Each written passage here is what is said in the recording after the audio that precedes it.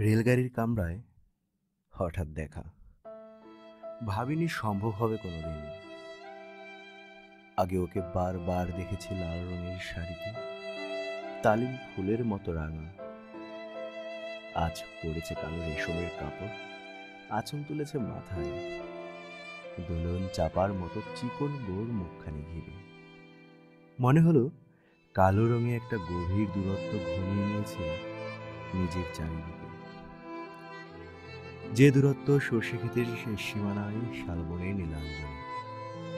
থমকে গেল আমার সমস্ত মনটা। চেনা লোককে দেখলেন অচেনার গাম্ভীর্যে।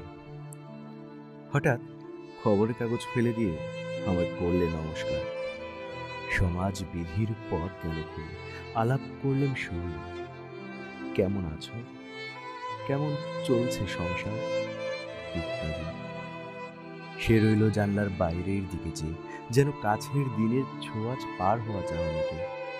দিলে অত্যন্ত ছোট দুটো একটা জবাব, আর কোনোটা বা দিলেই না। বুঝিয়ে দিলে হাতের অস্থিরতা। কেন এসব কথা? এর চেয়ে অনেক ভালো চুপ করে থাকা।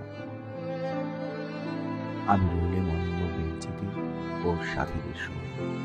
একসময় আঙুল নেড়ে জানালে কাছে আসতে, মনে হলো কম সাহস নয়।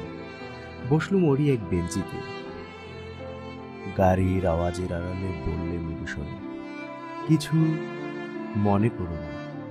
সময় কোথায় সময় নষ্ট করবার? আমাকে নামতে হবে পরের স্টেশনে, দূরে যাবে তুমি।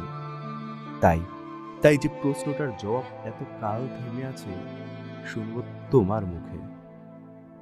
সত্যি করে বলবে তো? আমি বললেন, বলবো।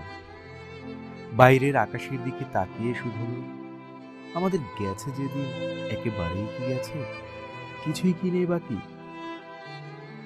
একটুকু রইলেন চুপ করে, তারপর বললেন, রাতের সব তারাই আছে দিনের আলোর গভীরে। খটকা লাগলো কি জানি, বানিয়ে বললেন নাকি?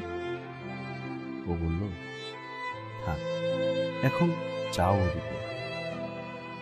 সবাই নেমে গেল পরের স্টেশনে। আমি আমি চললেম একা।